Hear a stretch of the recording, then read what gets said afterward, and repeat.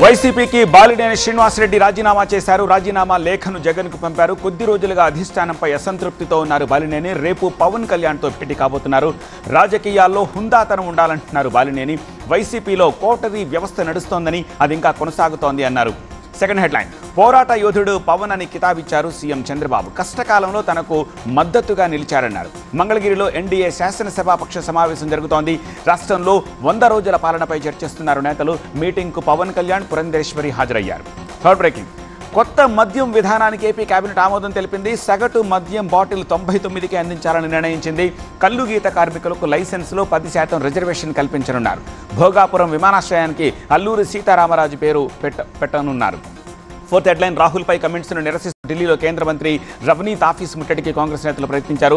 దిష్టి బొమ్మ దగ్ధం చేశారు. హైదరాబాద్లోనూ గాంధీ భవన్ దగ్గర ఉద్రిక్తత చోటు చేసుకుంది. రవనీత్ బిట్టు దిష్టి బొమ్మ దగ్ధం చేశారు కాంగ్రెస్ నేతలు.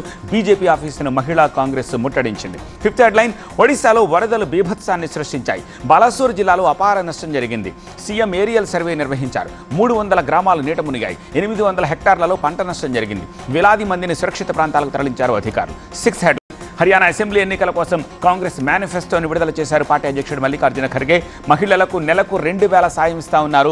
500కే గ్యాస్ సిలిండర్ ఇస్తా ఉన్నారు. వృద్ధులు, దివ్యాంగులకు 6000 పెన్షన్ ఇస్తా ఉన్నారు. ఫైనల్ హెడ్లైన్, కేంద్ర కేబినెట్ సంచలన నిర్ణయం తీసుకుంది. దేశవ్యాప్తంగా ఒకేసారి పార్లమెంట్, అసెంబ్లీ ఎన్నికలు నిర్వహించేలా జమిలీ ఎన్నికలకు ఆమోదం తెలిపింది. రామ్నాథ్ కోవింద్ ఇచ్చిన నివేదికకు ఓకే చెప్పింది. శీతాకాల సమావేశాల్లో జమిలీ ఎన్నికల బిల్లును పార్లమెంట్లో ప్రవేశపెట్టబోతోంది కేంద్రం.